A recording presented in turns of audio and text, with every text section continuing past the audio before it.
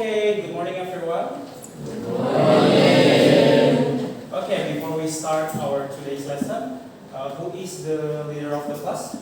Siapa ketua kelas? Okay, can you lead for the prayer, please? Okay.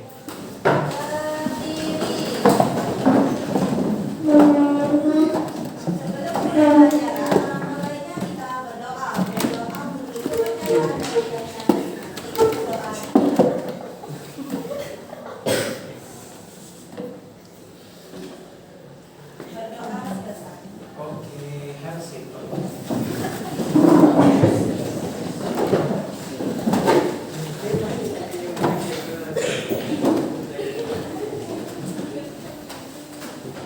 Okay, can you help me guys to salah satu? Okay, so minggu lalu kalian udah belajar materi apa sih? Prosedur text. Prosedur text itu apa? Yang tahu nggak?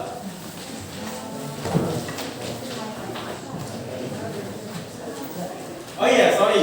Sebelum itu kakak mau absen dulu ya. Kira-kira hari ini siapa yang nggak masuk? Semua sekolah. Oke, berarti hari ini ada yang alfa atau ini Raffi. Siapa? Muhammad Raffi mau berapa ya? Oke, Muhammad Raffi.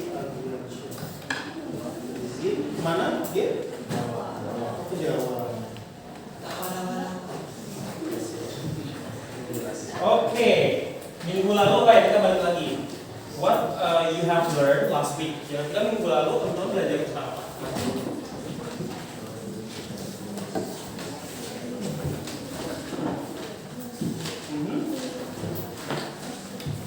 Prosedur teks ya. Prosedur teks itu belajar tentang apa sih kira-kira intinya? Coba tunjuk tangan. Siapa yang tahu? Angkat tangan. Oke, siapa namanya? Oke, apa yang kamu pelajari tentang prosedur teks? Jadi prosedur teks itu mempelajari tentang urutan atau langkah-langkah membuat atau melakukan sesuatu. Oke, very good. Ya, coba yang lain, siapa yang punya pendapat lain? Coba. Ayo. Belajar tentang apa prosedur teks? Atau ada nggak praktik yang dilakukan selama belajar prosedur teks? Coba. Apakah prosedur teks itu mengajarkan tentang membuat sesuatu? Betul ya, langkah-langkah dalam membuat sesuatu atau steps of making things. Nah, kira-kira things itu sesuatu itu apa aja yang dibuat contohnya? Coba, can you guys mention at least one? Buat mie. Buat mie, okay, what else? Apa nasi goreng bahasa Inggrisnya? Fried rice, very good. Apalagi? Okay, how to make coffee. Apalagi coba? Apalagi ayo? Fried chicken. How to make fried chicken. Oke. Nah, sekarang setelah teman-teman udah belajar prosedur teks, kita akan masuk ke jenis teks selanjutnya atau yang disebut sebagai recount text ya. Oke, kira-kira apa sih itu recount text? Nah, jadi di recount text ini kita akan belajar dari definisinya, pemahaman konsepnya. The second one is the purpose. Tujuan kita dari belajar itu apa sih? Terutama dalam recount text. Kemudian yang ketiga ada jenis-jenis recount text. Keempat ada structure-nya, dan kelima ada language features atau ciri-ciri kebahasan recount text. Oke, next. Oke, dari definition-nya, recount text itu apa sih?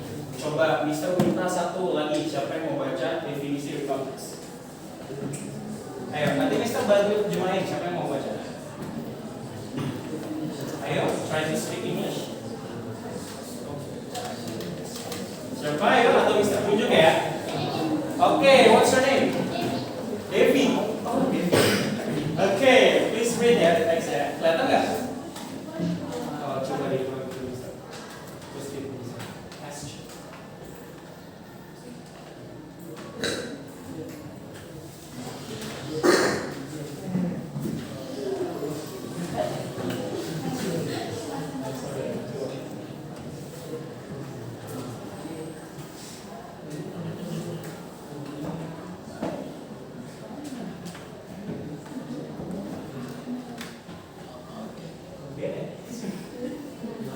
Oke, kelihatan nggak ya?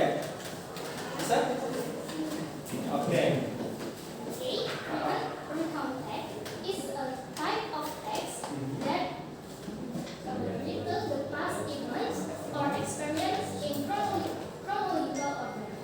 Usually, recount text is used to inform, entertain, or reflect Yes. in order to give an historical information of what was happened. Oke, very good. Thank you, Devia.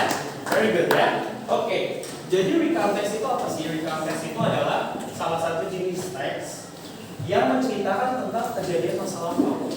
Nah, kejadian dalam bentuk apa? Misalkan pengalaman siapa nih namanya? Kamu? Dharma ya? Dharma. Oh ya, misalkan Dharma menceritakan tentang liburan dia ke Desa Munduk bulan lalu kayak gitu. Jadi intinya adalah recount text ini menceritakan tentang kejadian masa lalu yang dialami oleh seseorang atau sekelompok orang. Or retell the past events or experience in chronological order. Jadi Dharma menceritakan tentang dia ngapain aja sih liburannya di Desa Munduk. Misalkan pertama dia sampai desanya dia ngobrol dulu sama kakek neneknya. Lalu setelahnya dia bakar-bakar atau misalkan ngobrol sama teman-teman, main mandi-mandi gitu. Nah, usually recount text is used to inform, entertain, or reflect. Jadi biasanya karakteristik dari recount text ini adalah untuk memberikan informasi, menghibur dan berefleksi. Maksudnya berefleksi apa? Misalnya tadi Dharma ceritain nih, dia lagi pergi ke Desa Munduk. Terus dia menceritakan, ada pengalaman buruk sama pengalaman baiknya, gitu ya, good and bad experience. Habis itu kita pasti mikir kan, kayak seru juga ya jadi Dharma bisa ke Desa Munduk. Aku belum pernah nih ke sana. Atau misalkan dari pengalaman buruknya Dharma, ya aku nggak mau deh ke sana, takut ya gitu. Jadi itu namanya refleksi atau kita mengalami apa yang orang udah alami. Dalam hal ini adalah kita mencoba memahami situasi Dharma pada saat liburan ke Munduk. In order to give an historical information. Jadi apa yang dilakukan Dharma itu adalah kejadian di masa lampau atau masa lalu. The purpose-nya apa? Nah, tujuan dari belajar recount text itu apa? Tujuannya adalah to tell a story about an experience or event that happened in the past in a logical way with the purpose of entertaining readers and listeners. Jadi intinya adalah recount text itu untuk menceritakan sebuah cerita atau pengalaman yang dirasakan oleh kalian masing-masing atau oleh orang lain, pengalaman di masa lampau, ya, yang berdasarkan pada urutan kejadian. Nah, oke, next slide.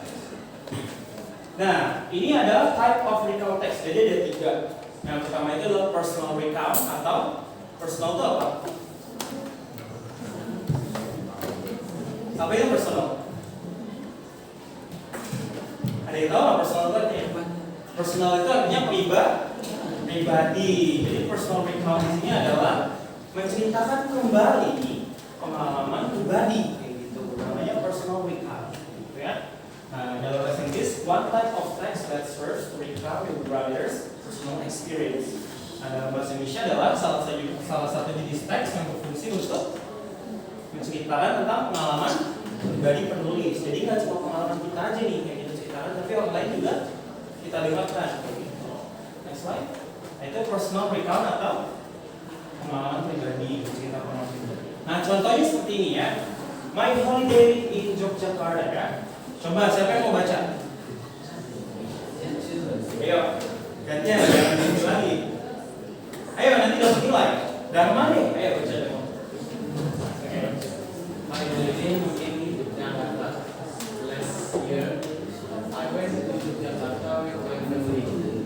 We visited Borobudur Temple, Malioboro District, and Parangtritis Beach. I was amazed by the big temple. Then we went shopping at Malioboro and bought some batik. The next day, we enjoyed the sunset around this place. I was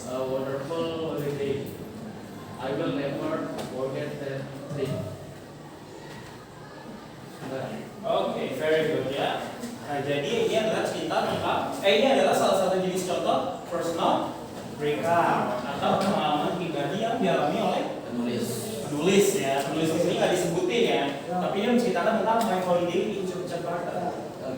Liburanku di Yogyakarta. Siapa yang udah pernah ke Jogja? Oh, very good ya. Oke. Berarti waktu ke Jogja jadi anak Jawa ya sebenarnya? Oke. Jadi ceritanya tentang my holiday di Yogyakarta. Tahun lalu saya pergi ke Jogja dengan keluarga saya. Kita mengunjungi apa tuh? Borobudur Temple atau Candi Borobudur. Kemudian Jalan Malioboro dan Pantai Itis. Oke, di Borobudur saya merasa kagum dengan candi yang besar kayak gitu ya, namanya Candi Borobudur. Kemudian kita pergi ke pusat perbelanjaan di Malioboro dan membeli beberapa batik. Oke. Di hari selanjutnya we enjoy the sunset. Artinya apa? Kita menikmati sunset itu apa? Ya, di pantai Itis. It was a wonderful holiday. Sebuah pengalaman yang luar biasa. I will never forget that trip. Aku nggak akan pernah melupakan pengalaman itu. Oke, next slide. Nah, kemudian yang kedua adalah factual recount atau apa tuh? Menceritakan kembali apa? Sesuatu yang nyata terjadi kayak gitu. Factual recount. Jadi ceritanya tuh berdasarkan pengalaman nyata, nggak dibuat-buat. Nah, dalam bahasa English, a type of text that contains a report of an event that actually happened. Jadi, dalam factual recount itu adalah sebuah jenis teks yang benar-benar isinya itu adalah tentang tulisan atau laporan kejadian yang benar-benar terjadi, bangun-bangun terjadi. Nah, next slide. Contohnya di mana? Nah, contohnya nih, pernah nggak ada kejadian tsunami di Aceh 2004? Nah ya, how is your feeling when you heard about this news? Gimana perasaannya ketika mendengar berita ini? Sedih, sad, apalagi? Are you happy? Wow. Are you happy? Are you psychopath? Come on, what else? Selain sedih apa lagi? Apa? Ya, empathy ya, berempati. Gitu. Apalagi? Mau nggak membantu korban yang besar ini? Mau. Tapi kan 2004 belum lahir kan? Oke, kita merasa sedih kejadian tsunami di Aceh tahun 2004. Kita merasa sedih, nggak sungkawa, bahkan kita mau membantu. Nah, the 2004 tsunami in Aceh. Siapa yang mau baca? Ayo. Siapa?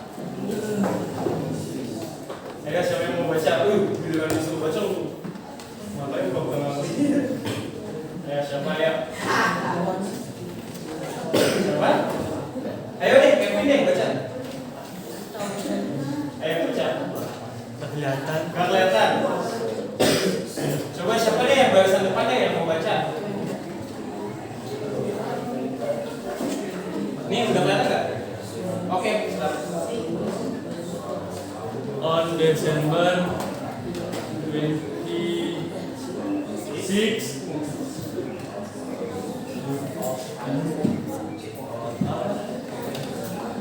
2004, a massive earthquake struck off the coast of Sumatra.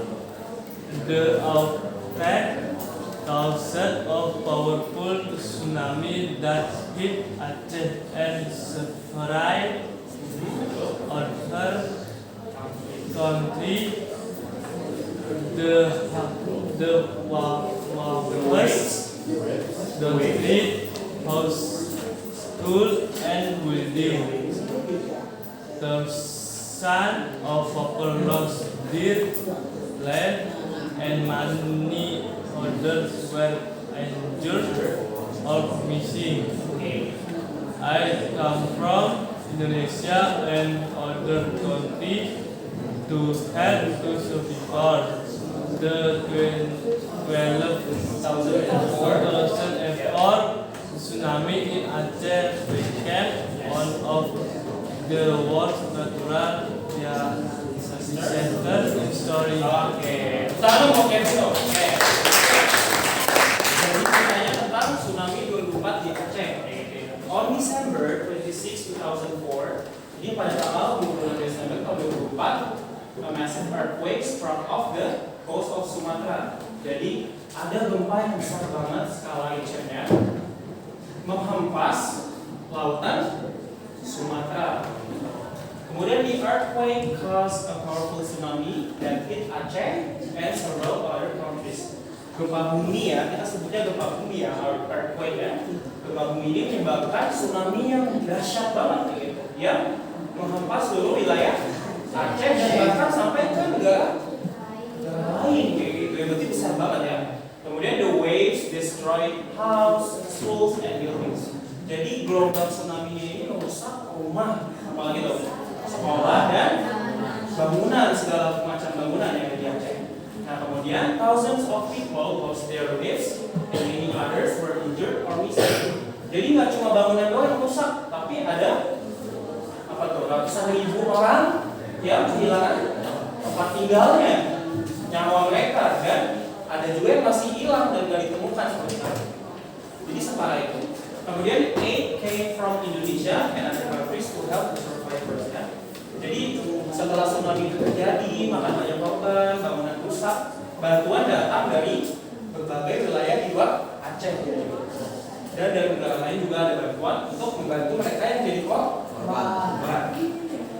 Nah, yang terakhir, the 2004 tsunami in Aceh become one of the worst natural disaster in history. Artinya apa? Tsunami 2004 di Aceh menjadi salah satu bencana yang paling besar dalam sejarah dunia. Ada bayangin ya, ratusan ribu orang meninggal. Coba, itu banyak banget kan kayak gitu. Kalau masalah sepertiganya penduduk Bali tuh, penduduk Bali kan berapa? Siapa yang hitung, Kak? Kenapa? Siapa yang hitung? Yang itu BMKG. BMKG sama sensus penduduk. Tahu kan sensus penduduk? Oke. Next slide.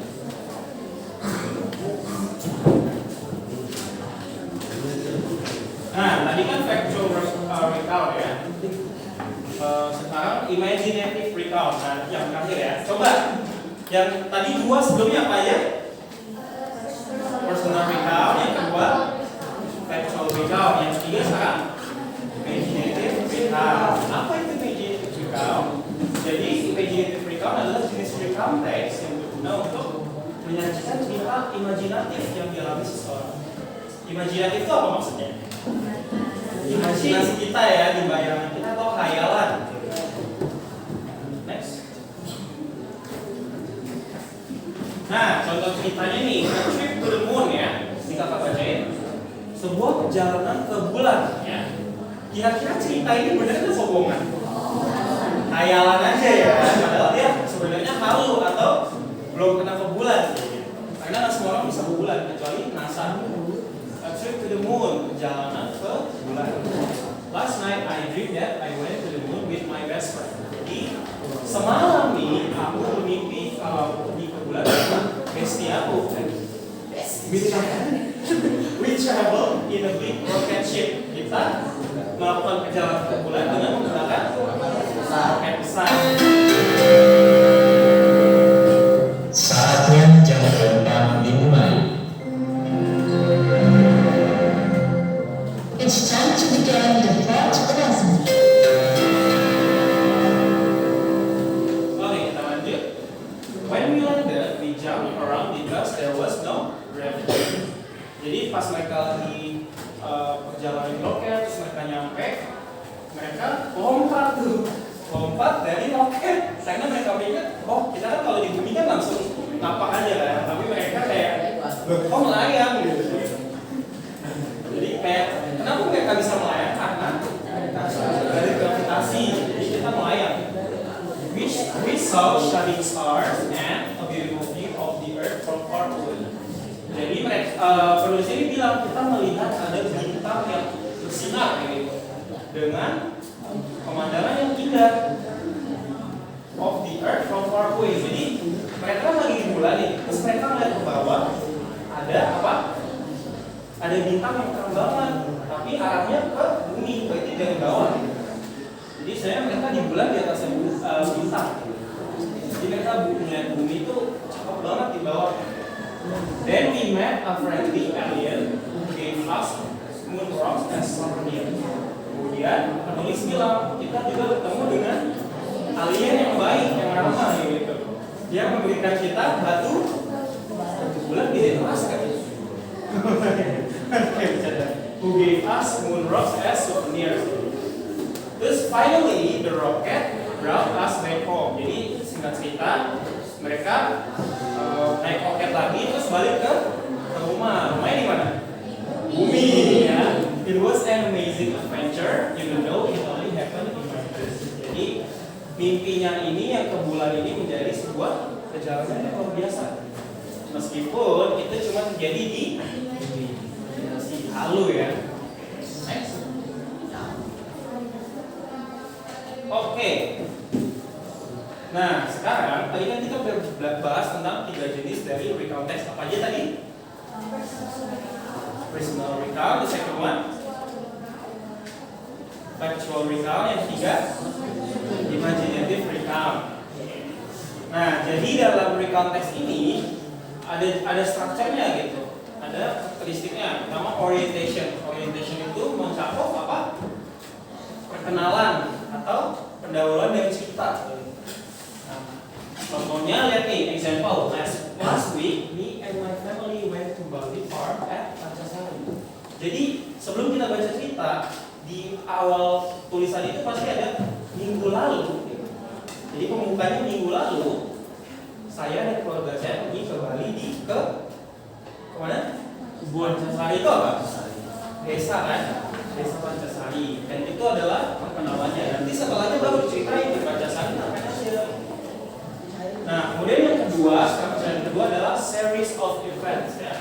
Tadi orientation itu adalah pendahuluan. Yang kedua adalah series of event atau kita masuk ke inti ceritanya. Gitu. The second section contains information about the series of event experienced by the author. Jadi di series of event ini adalah tahapan di mana kita secara mendalam ceritanya itu gimana aja sih urutannya. Kita ngapain aja. Tadi kita kenalan minggu lalu kita ke Bali Farm di Pancasari. Kemudian kedua kita berceritakan tentang kita ngapain aja. Kita di Buana segala macam.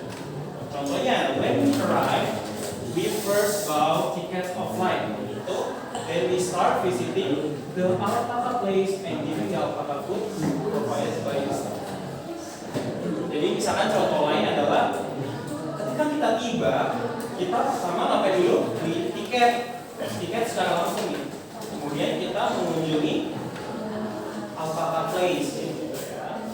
Dan memberikan alpaca itu sebenarnya hemat sih. Apa ya alpaca ya? Ada yang tahu nggak alpaca itu apa? Oke. Next slide. Nah, yang ketiga adalah reorientation. Jadi setelah yang kedua tadi, yang ketiga itu adalah penutupnya. Kalau kita udah ceritain tadi yang kedua kita ngapain aja, kita sama siapa aja kayak gitu. Yang ketiga adalah reorientation atau sebagai conclusion atau penutup. The last part of the story which summarize and concludes the whole story and tells the ending. Jadi di bagian reorientation ini adalah penutupnya adalah berisi tentang kita merangkum semua kejadian yang pengalaman yang kita alami dan menyimpulkan kita tuh selama menceritakan cerita kita itu seru apa enggak kayak gitu. And tells the ending. Jadi kita memberikan juga akhirannya gimana, pengalamannya seru atau enggak. Contohnya, the vacation was very memorable because I was able to spend quality time with my family and was able to relax my mind due to the coolness and naturalness of Pancasari. Jadi misalkan kamu siapa namanya? Oh ya, siapa? Oh gini nggak baik. Oh gitu, oke. Lihat siapa? Liana ya. Misalkan Liana di penutupnya bilang liburan itu pokoknya sangat-sangat mengesankan, very memorable, ya. Karena saya dapat menghabiskan waktu bersama dengan keluarga saya dan saya juga mampu menjernihkan pikiran saya karena alam di Pancasila itu benar-benar indah dan alami. Oke. Next slide. Nah, ini adalah language features-nya. Nanti akan kita bahas next slide. Oke, skip aja. Skip. Sampai aja. Oke, so I think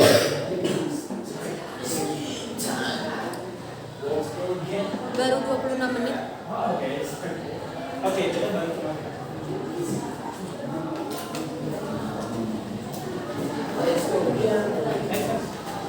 Nah, oke, tadi kan kita udah bahas tentang jenis-jenis dari recount text. Nah, jadi ada language features-nya ini atau ciri kebahasaan yang digunakan di recount text. Yang pertama, biasanya kalau kita menceritakan pengalaman masa lalu, kita pakai simple past tense. Simple past tense itu apa? Kita pakai kalimat dengan pola betul atau di masa lampau, ya. Contohnya nih digunakan untuk menyatakan kejadian lampau. Biasanya polanya kita pakai subject plus verb to plus complement. Contohnya nih, I went to Bali Farm last week. Artinya apa? Saya pergi ke Bali Farm minggu lalu, kayak gitu. Kemudian yang kedua, I was happy yesterday. Artinya saya merasa senang kemarin. Kita nggak tahu kemarin tuh senangnya kenapa gitu. Tapi hari ini mungkin nggak senang gitu kan. Jadi kita menceritakan pengalaman atau perasaan di masa lampau. Kemudian yang kedua, language features yang kedua adalah using specific participant atau menggunakan apa tuh? Objek khusus gitu ya. Maksudnya gimana? Di sini kan ada ditulis menggunakan peserta atau objek spesifik dan unik. Contohnya misalkan Candi Borobudur atau Borobudur Temple. Yang kedua, Museum Gersat Ulun kayak gitu. Kemudian yang ketiga adalah Istanbul Airport atau Bandara Istanbul. Istanbul di mana? Turki, betul. Kemudian yang kedua contoh kalimatnya adalah we went to Parangtritis Beach on Sunday. Kita pergi ke pantai Parangtritis pada hari Minggu. Hari Minggunya kira-kira hari Minggu ini atau hari Minggu lalu? Lalu, betul. Hanya kita pakai verb 2 di sini atau kata kerja di masa lampau. Nah, kemudian yang ketiga using personal participant ya. Tadi kan specific participant, sekarang personal participant-nya. Nah, biasanya kalau kami diceritakan adalah orang tertentu atau kelompok. Contohnya, I, my friends, my family, my group. Jadi menggunakan objek personal atau objek pribadi. I, saya, my friends, teman-teman saya, my family, keluarga saya, my group atau ya, sekelompok teman saya. Contoh kalimatnya, my friends and I joined the school trip. Teman saya dan saya mengikuti perjalanan sekolah. Kemudian language features yang keempat adalah using action verbs atau kata kerja aksi. Jadi kita nggak cuma diem doang, tapi gerak juga. Nah, biasanya menggunakan kata kerja yang menunjukkan tindakan nyata. Contohnya, I visited, I walked, I played. I visited misalkan tadi, I visited Pancasari Village. Saya mengunjungi desa Pancasari. Kalau saya mengunjungi desa Pancasari, saya gerak nggak? Gerak ya. Nah, terus I walk to the beach. Jalan ke pantai. I play basketball. Oke, misalkan I see this novel. Kira-kira itu gerak nggak? Itu action verb atau bukan? Bukan. Ya, betul. Oke. Jadi seperti itu action verbs. Next. Yang kelima, using linking verbs. Linking verbs itu adalah kata kerja penghubung, betul. Kata kerja kerja penghubung digunakan untuk menjelaskan keadaan atau perasaan ya. Contohnya adalah was atau were. Contoh kalimatnya I was tired yesterday. Atau saya kelelahan kemarin. Mungkin contohnya kelelahan karena main game. Main game lelah ya. Kelelahan karena olahraga, kelelahan karena apa gitu. Dikejar anjing bisa juga ya kelelahan. Kelelahan karena belajar terlalu lama itu juga bisa. Kemudian yang keenam adalah using chronological atau sequence connectives. Itu menggunakan kata sambung yang secara kronologis atau berurutan. Jadi kata sambung itu digunakan untuk menunjukkan urutan waktu kejadian. Misalkan kayak tadi jam 7 ngapain sih, jam 8 ngapain, jam 9 ngapain. Contohnya tadi kita pakai kata penghubung dan. Misalkan kayak ini contoh kalimat pertama. At 7 o'clock atau jam 7 pagi, at 7 o'clock I play with seperti Dharma ya. Dharma.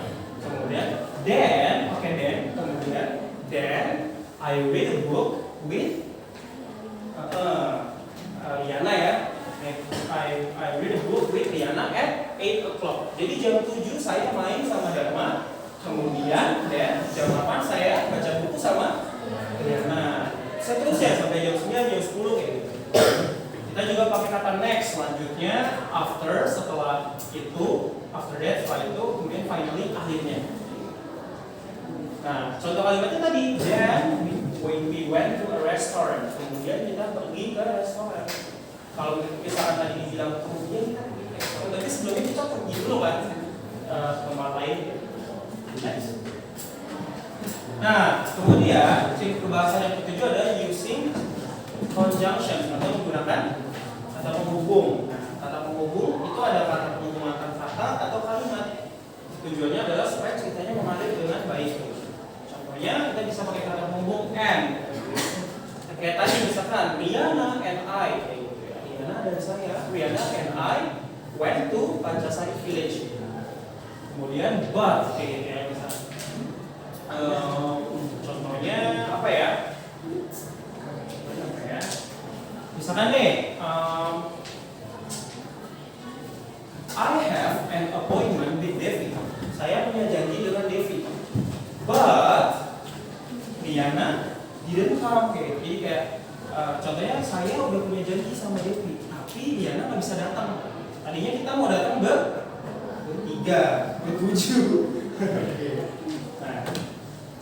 Nah, atau juga kita bisa pakai although bentuknya walaupun, while itu artinya sedangkan dan arti lakinya hingga. Contoh kalimatnya I was tired but I still joined the trip. Saya sebenarnya lelah banget waktu itu, tapi saya tetap ikut perjalanannya. Jadi dia maksain gitu sih. Nah, kemudian yang ke-8, kebahasaan yang ke-8 adalah using adverbs atau kata keterangan. Kata keterangan ada 3 kan? Ingat gak? Kata keterangan waktu, tempat, dan suasana. Kata keterangan digunakan untuk menjelaskan how the action is done. Jadi kata keterangan itu digunakan untuk menjelaskan bagaimana suatu tindakan dilakukan. Contohnya carefully, slowly, carefully. Nih, kan ada kata careful. Careful itu kan artinya apa? Hati-hati kan? Careful itu adalah adjektif atau kata sifat. Nah, careful kalau ditambahin ly jadi carefully atau kata tangan carefully, secara hati-hati. Carefully itu maksudnya gitu. Slowly dari kata apa? Slow itu kan lambat, kata sifat ya. Kalau ditambahin ly jadi slowly jadi adverb atau kata kanan juga kayak gitu. Secara hati-hati. Jadi kalau ada ly-nya dari kata sifatnya itu artinya adalah keterangan. Happily dari kata happy, h-a-p-p-y. Cuma kalau ditambahin ly jadi ely, happily, secara senang. Nah, contoh kalimatnya she walked carefully, artinya dia berjalan secara hati-hati. Atau misalkan diganti carefully-nya jadi slowly. She walked slowly, artinya dia berjalan dengan pelan-pelan. Oke, next slide. Nah, kemudian terakhir ya sampai 10. Yang 9 ada using adverbial phrases atau menggunakan frasa kata keterangan. Jadi frasa keterangan itu bisa terdiri dari frasa keterangan waktu dan tempat. Contohnya adverb of time ya. Jadi gini, adverbial phrases maksudnya adalah frasa kata keterangan. Jadi kalau ada frasa itu biasanya dua atau lebih dari dua kata. Paham ya? Contohnya ini, last week. Ini kan keterangan waktu kan, tapi dia terdiri dari dua kata. Makanya kalau dia lebih dari dua kata disebut frasa. Coba diingat-ingat lagi, apa perbedaan kata frasa sama kalimat? Ayo. Kalau kata biasanya jumlahnya satu kan. Nah, kalau frasa jumlahnya dua atau lebih dari dua dong kan. Nah, ini contoh dari frasa last week. Ini kan adverb kan, kata keterangan waktu kan. Tapi kita sebut sebagai adverbial phrases atau frasa keterangan waktu. Last week dua kata. Jadi last week ini adverbial phrases ya, atau frasa keterangan waktu. Contohnya last week, kemudian ada yesterday morning, artinya kemarin pagi. Kemudian yang kedua ada adverb of place atau kata keterangan tempat. Contohnya in the classroom, itu tiga kata kan, frasa kan. In the classroom, kemudian at the beach. Oke. Kemudian contoh kalimatnya, we arrived yesterday morning at the hotel. Kita tiba kemarin pagi di hotel. Dan yang terakhir, using time and sequence connectives ya, menggunakan waktu dan kata penghubung yang berurutan. Jadi kata penghubung ini menekankan urutan logis kejadian. Contohnya kita bisa pakai kata before, after, at last, in the meantime, dan next. Contoh kalimatnya, we have dinner. After that, we went home. Jadi di masa lalu, entah kemarin atau kapan, udah lewat, kita lagi makan malam nih. Setelahnya, kita balik ke rumah. Oke, next. Oke, next. Oke, tepuk tangan dong.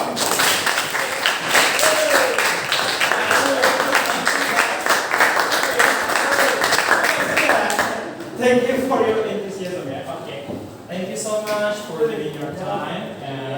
Ya nanti tugas-tugas akan disampaikan oleh Miss Devi. Atau Miss Devi lanjut ngajar. Oke, siap. Thank you semuanya. Jangan udah belajar.